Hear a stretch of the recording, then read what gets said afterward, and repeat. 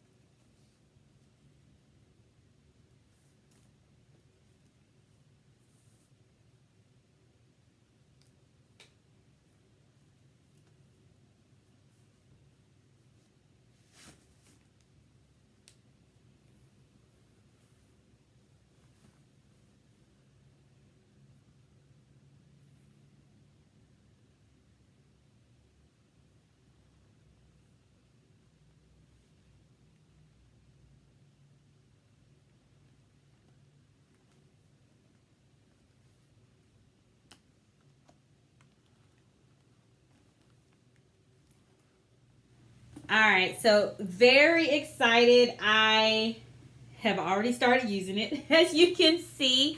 And so very excited to show you around the bag. So I'm going to cut the camera around so we can get some close-ups and I can give you a quick specs about the bag. It is full right now, and this puppy is heavy. Let me tell you, child. Let me tell you. So we'll go ahead and get some close-ups. I always admire close-ups, so I want to really try to show you the beauty of this bag. But I really wanted to show close-up details of the studio because I think the construction of this bag is amazing, and I don't think enough people know about it or consider the studio or have even seen it. So if you see on the side here, there is hardly, for me, piping is a thing. I would prefer a handbag not to have a lot of glazing, and you can see along the sides here the piping detail to close off the two pieces of leathers or multiple pieces of leathers that are joining together to make this bag, which I think is excellent. You see it's stitched multiple times here to keep it closed. The only portion that is glazed, let me flip it on its side here. Maybe that'll be better. The only portion that you'll see is glazed are the top parts of the flap and then this side part. So pretty much this flap is the piece that is glazed and this top part here, but that's it. And then along the sides here. But amazing construction. So the hardware on the front, let me just show you. So it's functional hardware. It moves, it swings, and this is how it's closing. This is etched in Ferragamo. I'm sorry I can't get up close, but I mean, this bag is gorgeous. So when I pull this closer so you can see here, look at the detail on the inside of the bag. Look at that piping down there and the level of detail that they, like, it's just a beautifully constructed bag. This bag is gorgeous and amazing.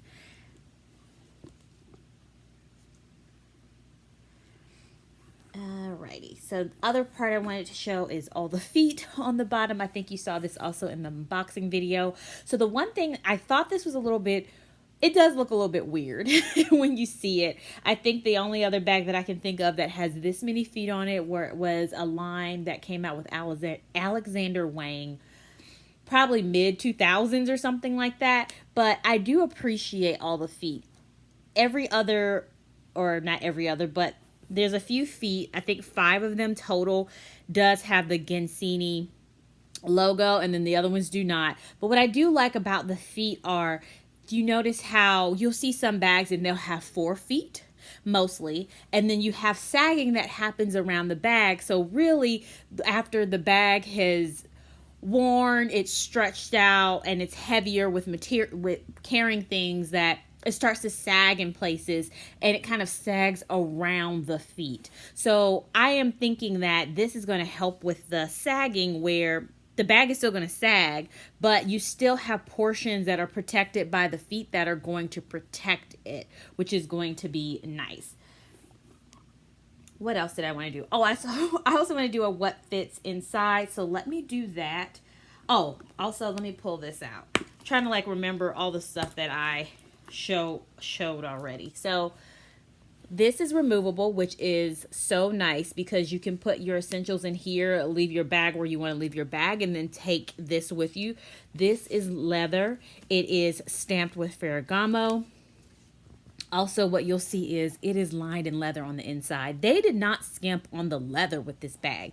It is full on leather on leather on leather, which I think is amazing. And I don't think people give Ferragamo credit, but this bag is amazing. And I'm hoping that you hear the excitement in my voice because it's a really good bag.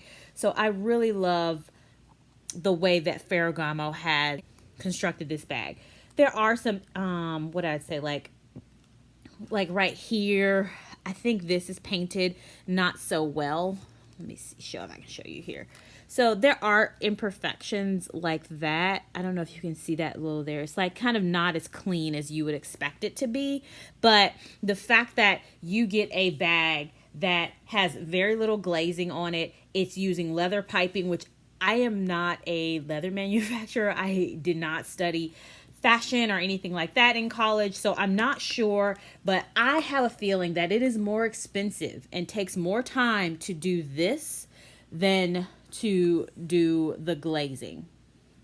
So comment down below if you all know for sure. That would be greatly appreciated.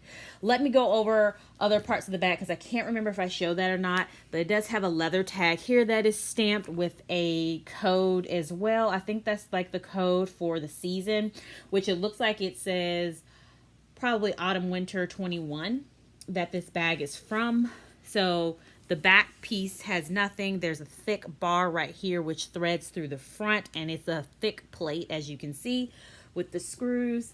And then on the other side, you have the plate here that has the Ferragamo on the front of it. You have the logo here, the Gansini logo. It does have stamped with Ferragamo on top as well. And then you have a longer slip pocket, all leather.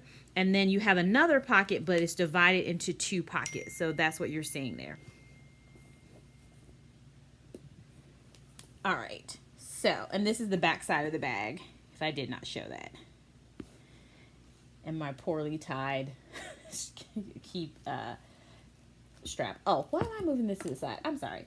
All right, so let me show you what fits inside the bag. So I purposefully bought this wallet here, which is a Brahmin wallet, to fit in the bag because I find that it's easier to fit a tall wallet in. So because of this bar that's here, and my hand was hitting it at some point. So I decided to get a longer wallet for that reason. So if you have a long wallet, you can start using that again. Let me snap this back inside. And I usually just leave this pocket open like this, so that way I can just stick whatever I need in there. Here's my Etro toiletry pouch. So I just take this, put some things in it, knickknacks, and then I put this inside the bag like so. And then I use this Gucci Marmont key holder, key pouch for my keys. Let me put this here. So usually this is how much I have in my bag. And as you can see here, I have ample room to fit more. Like, this is a full-on leather on leather on leather bag. So you do want to be mindful of how much you are carrying in it because it can get heavy extremely quick. Now, there are little rings right here, and there's a ring right here. So you can hang the strap that comes with it, so that way you can carry it on your shoulder when it gets too heavy. And the nice thing about the strap is that it has little rings on it. I'm sorry, let me grab the strap so I can show you a close-up of that. All right, I'm back. So here is the matching bag strap. So it has 5 holes where you can adjust the strap. It has a little button little button, I don't know what you want to call this, little button hardware, which is the way that you can adjust it. I do find that these are harder to work with, but let me just test it out here because I had a Fendi can eye that I bought, and that was one of the reasons I sent it back, is because I felt I was going to tear it up. So let me just see how easy this one is to adjust. Luckily the length works for me. This is not so bad actually. So it does take a little bit of effort, but it's not as bad as some of them that I've seen in the past. So this one's not bad at all to adjust and pull that out. So oh, now I can't get it back in. There we go. All right, and so it is, the hardware is etched with Ferragamo on the back side here. I'm sorry, I have my ring light on so I can get all the light that I can. So it does have Ferragamo on the logo here, and the nice thing is, look, it swivels. So that's always helpful. I have some bags where this is not swivel and it makes it a little bit more tough. So amazing strap. Now the cons, I will say, 2 cons I will say about the bag is, I did point out this little kind of, they didn't do as great of a job finishing up this piece here. And you will find that sometimes on Ferragamo bags, like 100% of it's not like, I don't know what I want to say when I describe it that way. But anyway, that is a little imperfection. I don't think it's enough that I'm saying, oh, this bag needs to go back and it's terrible. But this is imperfect here, and they could have done a better job finishing it off. I will say that it's in this pocket. It's not on the main part of the bag. Should it be better? Yes. Is it enough to say this is terrible quality? Absolutely not. And then the hardware. This hardware is heavy, the plate and everything. And this is it feels very substantial and heavy and metal-like. The hardware that is on these rings here and on the bottom feet, and the hardware that is on the bag strap, I feel like it could be more substantial.